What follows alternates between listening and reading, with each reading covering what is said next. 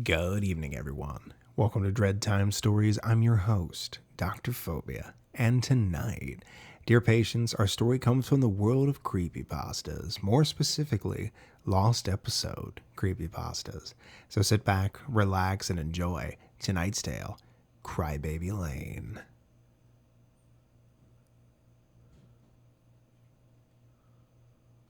In 1999, I was 22 and had just graduated from Emerson University in downtown Boston, majoring in screenwriting, specifically in cartoons and children's programming.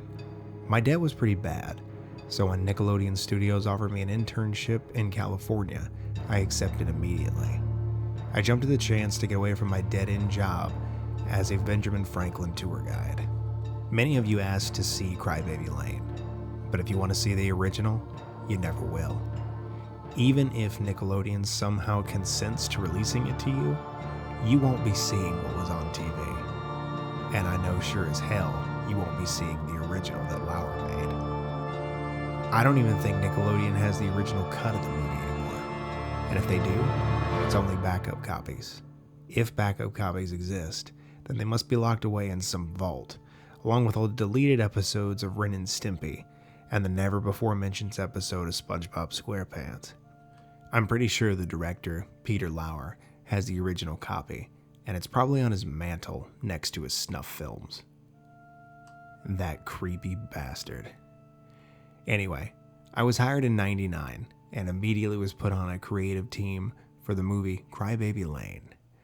It was almost a year before the movie was due to broadcast. All in all, it was a pretty low-effort kind of thing. There were 4 people on the creative team, and I was the only steady one. Lauer would replace them on a whim. He said it was to keep it fresh. I thought it was because he was hiding something, and I was right. We had a little over a year to make a movie for TV. Not just write it and cast it, but film it and get it edited. Now Lauer, he didn't work fast at all. After the first 3 weeks, we only had the ideas for the first 15 minutes of an 85-minute movie. Lauer, even at this point, was a weirdo.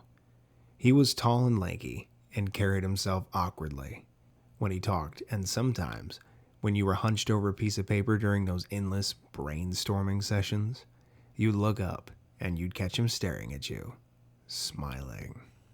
He'd look away when you caught his eye. And I guess that was the creepiest part. He always looked like he had something to hide. The brainstorm sessions at first were all right. We got the premise of it down pat.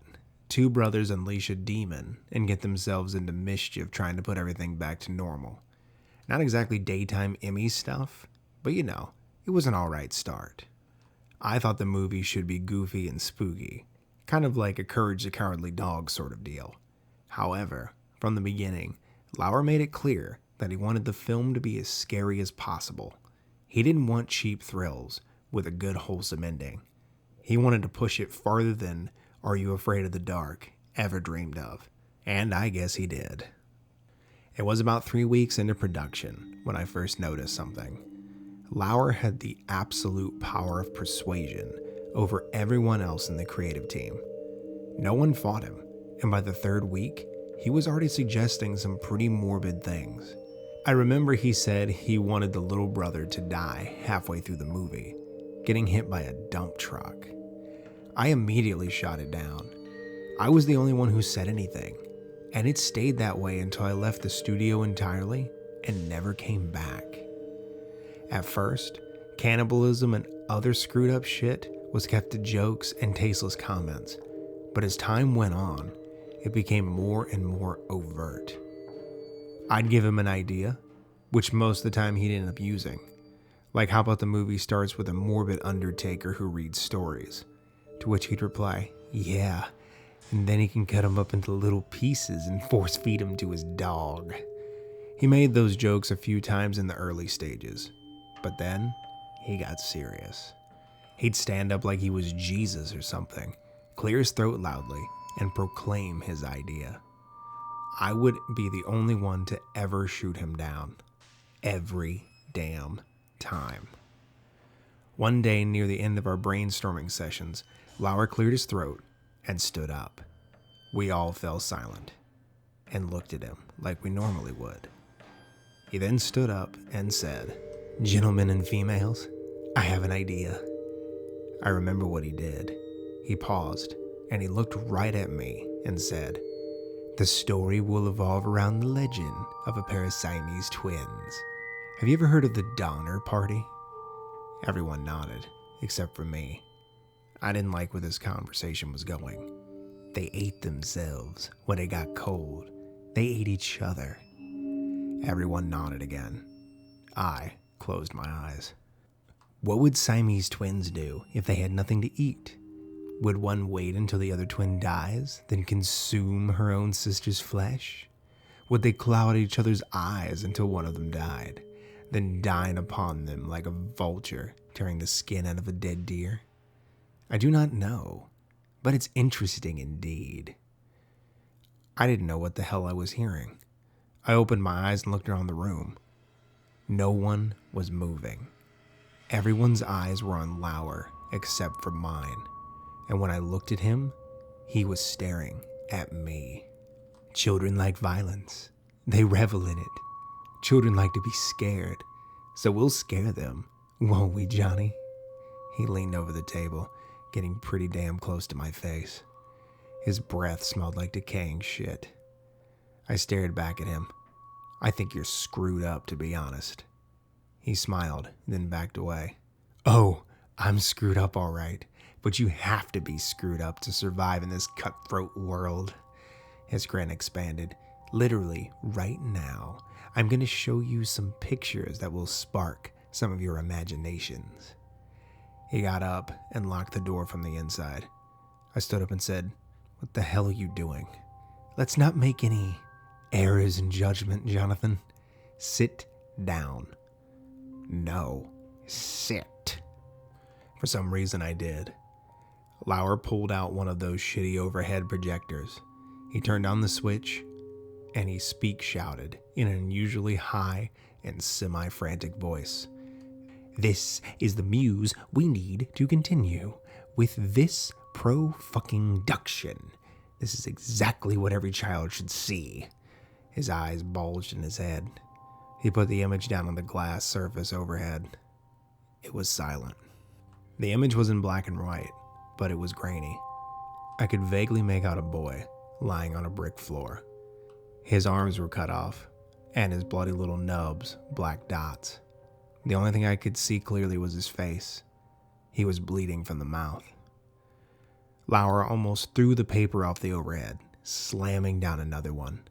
It was a zoomed-in shot of the boy's face, in color. The blood trickled from his mouth and onto the brick floor. His eyes shut, grimy blood underneath his eyebrows and eyelashes. Then his eyes opened, and I screamed. No one else in the room did, though, and it died in infancy, the shrillness ringing in the air. His pupils were completely black. The rest of the eye was normal. The longer I stared, the more the eyes opened, widening and widening until it looked like the skin above his eyebrows and his eye sockets were going to rip in half. Then they started to bleed. Blood started as a trickle, and I swear to God I could hear it. More now, it was like a full-blown stream. More and more, until the brick floor was a lake of blood. I could hear it, like I was hiking and came across a stream, and now I could smell the kid. I could smell his rot. I leaned underneath the table and vomited, and when I rose back up, the images were gone. Everyone else in the room was expressionless. Lauer turned on the lights. "You may go," he said, unlocking the door. I walked through those doors and never came back.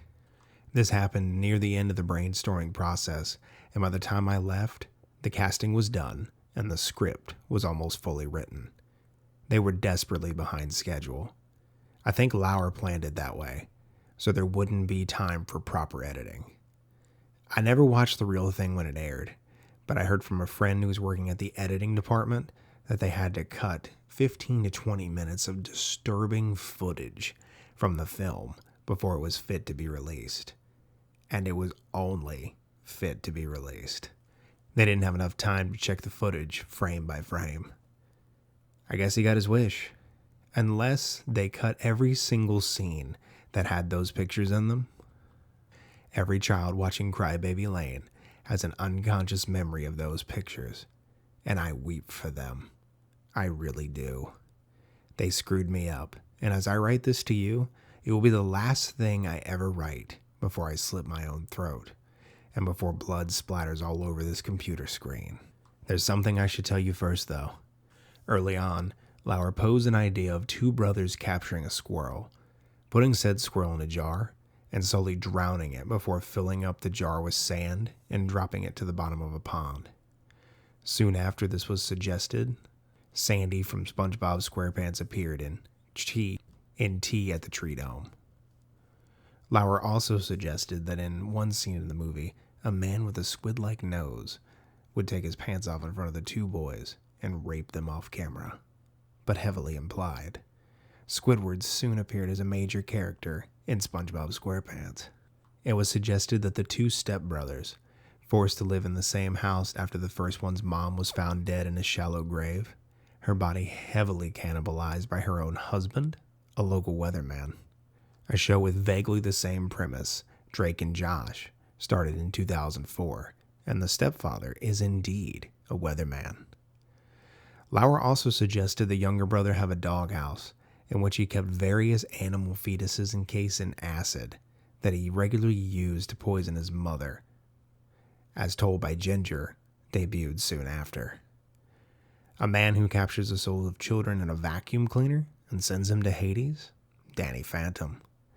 A robot who goes insane on the two brothers, kills one of them, and wears his skin, pretending to be the dead brother at high school?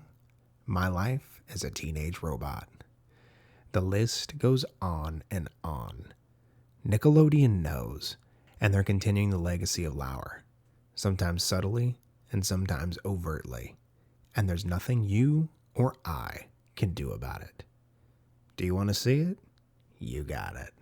I've linked Crybaby Lane for you.